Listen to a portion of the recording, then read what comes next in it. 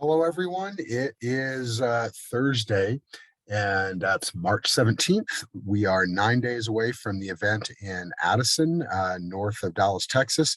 And in today's episode of Infinite Banking, we're going to be talking about what it actually means to be a bank and what kind of defines a bank.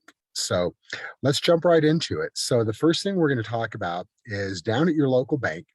They have a big invisible sign in front of every bank in the United States, and for that matter, all over the world, that says no lazy money. Now, I don't know if you all remember the show Happy Days, and you might remember Arthur Fonzarelli, the Fonz, telling somebody in that show, was it Potsy or something, sit on it? Well, when it comes to sitting on money, that's something the banks just don't do. If they sat on money, they would go broke. They just don't do it. Think about it. When you deposit your money at the bank, typically through direct deposit, you put in your paycheck, it goes into the bank, and it doesn't just sit there. They pay you, if you want to call it that, 0.1%. Personally, I think that's kind of a joke, but technically it is a payment. But they pay you for your money on deposit, and then they turn around and they're allowed to loan out up to 97 cents on the dollar to other people in the form of loans. And they're loaning it out at a lot higher than that 0.1%. In fact, it's going to be from 2.5% to upwards of 25 to 30% on credit cards.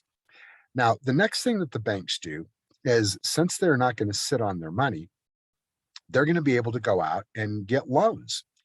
And the first place that they're going to think about getting a loan is from the United States federal government. That's right, from Uncle Sam, your uncle and my uncle. And the prime interest rate is something we all hear about on the news. As a matter of fact, just yesterday on the 16th, there was some breaking news about some expected basis point rate increases that have been announced, probably four in the next year. So as that changes, it's going to change the interest rate environment, but banks are always taking advantage of that no matter what the situation is. Historically, over the last 10 to 15 years, banks have been able to borrow money from Uncle Sam at somewhere between 0 to 1%. In fact, in some countries around the world, like Switzerland or Japan, there were even negative interest rate loans. I know, crazy, right? But it's a thing. Anyway, getting back to the main subject, even borrowing at 0 or 1%, the banks again turn around and loan that out at much higher, 3, 4, 5, 6%. And I'm not mad at the banks. It's fine that the banks do that. There's even a word for it. It's called arbitrage. And when you make money on arbitrage, it's called positive arbitrage, or you could also just call that making money on the spread. Now, the other way that banks use the no lazy money rule is they take money in sweeps accounts. So overnight, even the money that is on deposit that hasn't been loaned out, they loan out to each other in overnight sweeps accounts.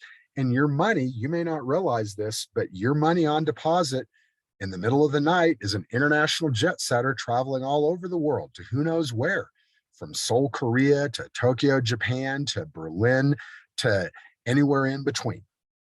So when we talk about what banks do, they borrow money and they make money by borrowing money. Now, in yesterday's episode, we talked a little bit about terms and conditions. So a quick brief review on a normal loan like banks give to each other on overnight loans like we're talking about, it is a recourse loan, or what I called yesterday, your daddy's loan.